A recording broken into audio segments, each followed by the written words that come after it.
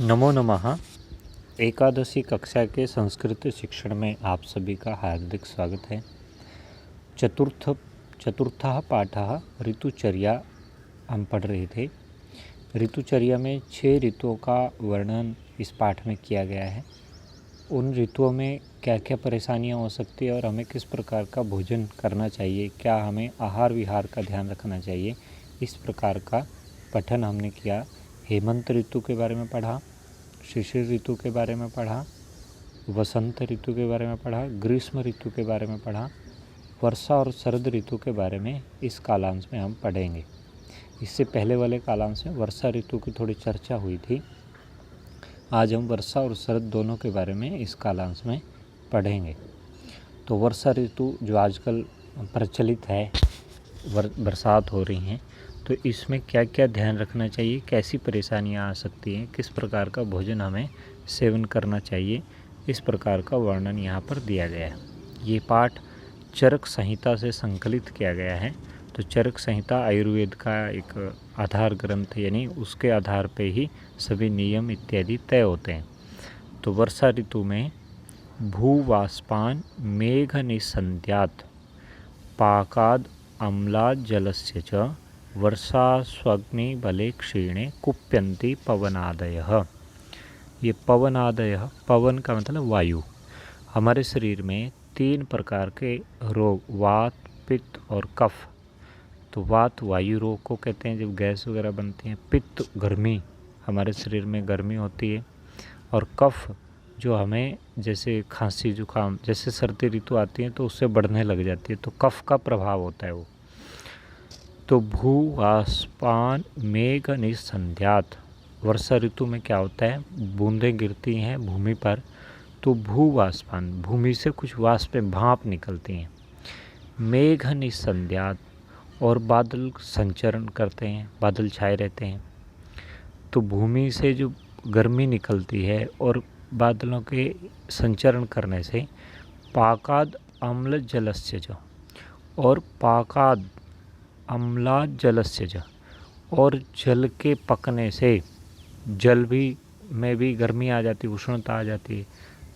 पाकाद अम्लाद जलस्य च वर्षा स्वग्नि बले क्षीणे, वर्षा सु, वर्षाओं में सप्तमी विभक्ति एकवचन, अग्नि बले क्षीणे, यहाँ सप्तमी विभक्ति एकवचन, कि बरसातों में अग्नि बल के क्षीण होने पर कुप्यन्ति पवनादयः, जो पवन इत्यादि विकार हैं, जो वायु विकार है हमारे शरीर में, जो वात है वो कुपित हो जाता है, डिस्टर्ब हो जाता है, क्रोधित हो जाता है।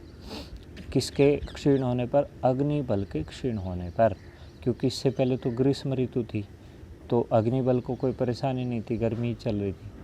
अग्निबल हमारे शरीर में एक अग्नि, वैसे तो कई प्रकार की अग्नि होती हैं, एक जठराग्नि जो भोजन को पचाने में या भूख लगने में इत्यादि में महत्वपूर्ण होती है, तो वो थोड़ी क्षीण हो जाती है, डिस्टर्ब हो जाती है। क्योंकि बरसात में क्या होता है, कभी गर्मी कभी सर्दी, जिस दिन बरसात हो गई उस दिन ठंड हो जाती है, जिस दिन गर्मी हो गई बरसात नहीं उस दिन गर्मी हो जाती है।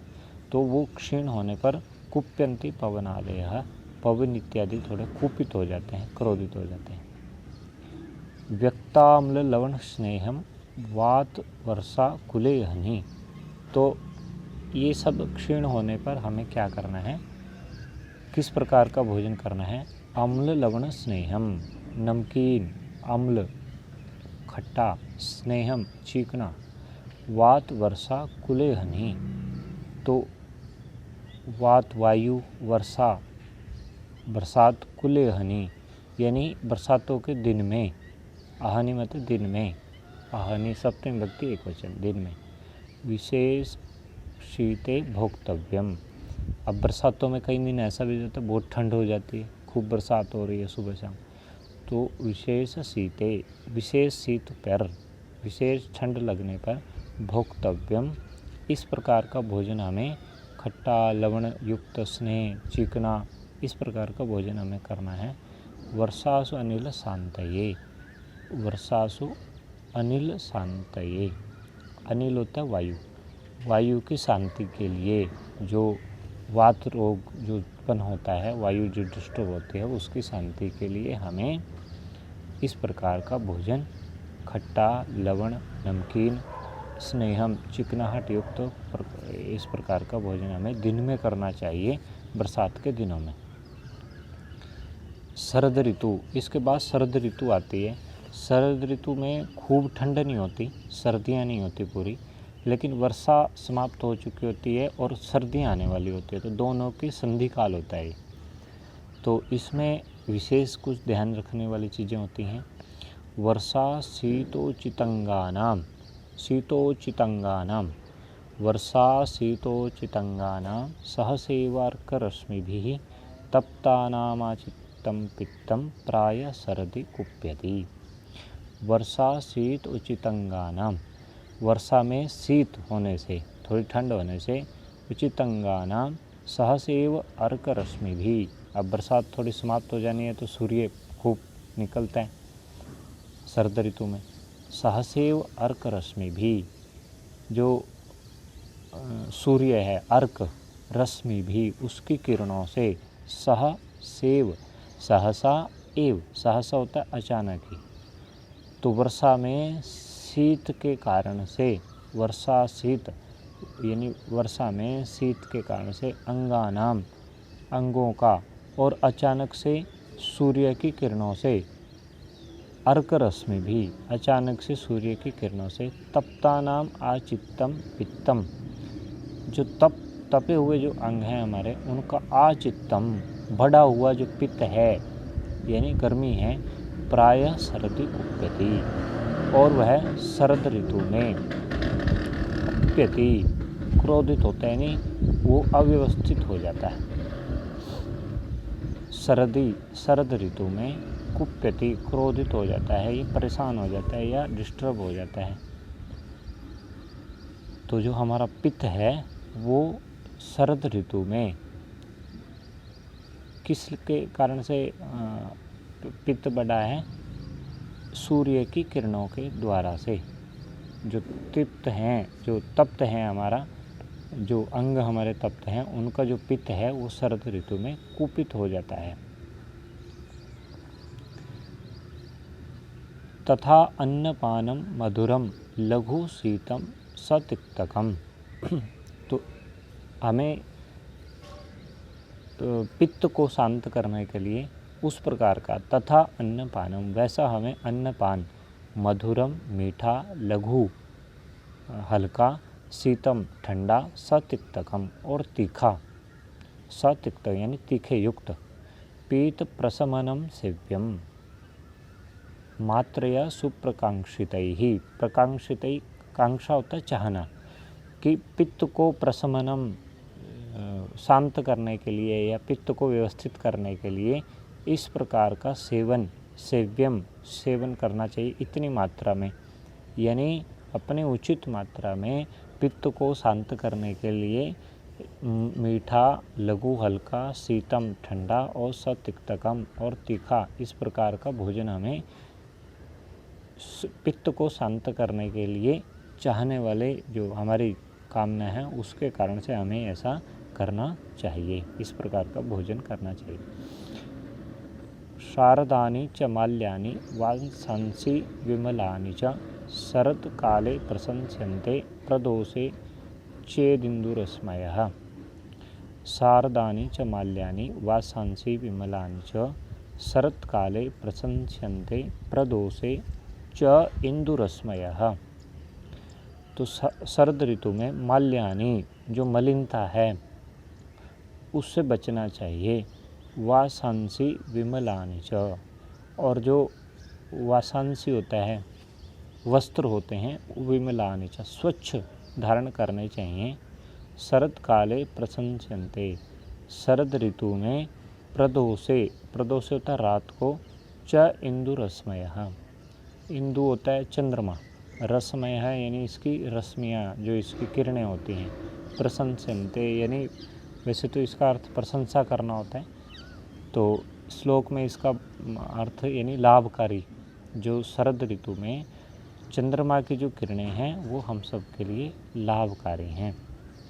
तो शरद ऋतु में क्या क्या सावधानियाँ बताइए।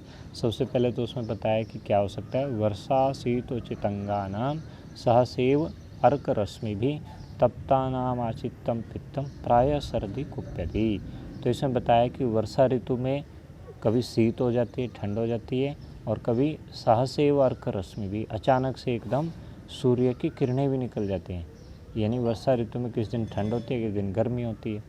तो गर्मी के कारण से, सूर्य की किरणों के कारण से तप्तानाम आचित्तम पित्तम, जो तपे हुआ हमारा शरीर है, जो तपे हुए हमारे अंग हैं, उनका पित्त प्रायः सर्दी कुप्यति, और सर्द ऋतु में कुपित हो जाता है। क्यों कुपित हो जाता है?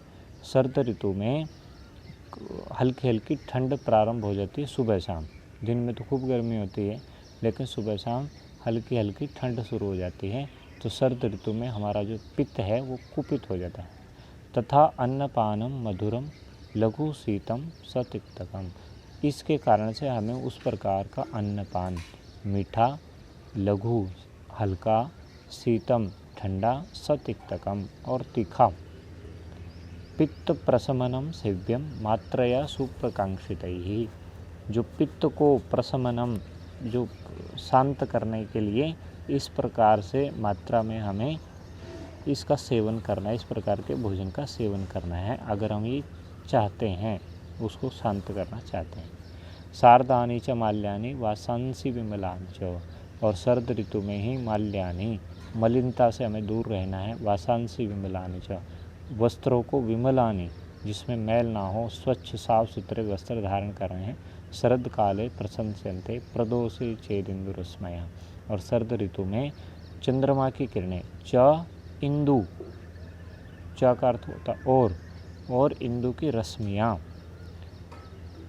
इससे 12वें श्लोक में आया था रश्मि भी, वहाँ तृतीय विभक्ति बहुवचन है, यहाँ आया रश्मयः, यह प्रथम विभक्ति एक वचन है।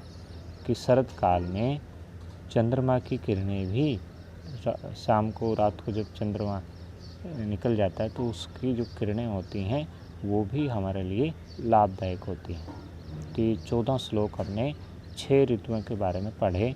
उन ऋतुओं में क्या क्या परेशानी होती है, हमें किस किस प्रकार का ध्यान रखना चाहिए।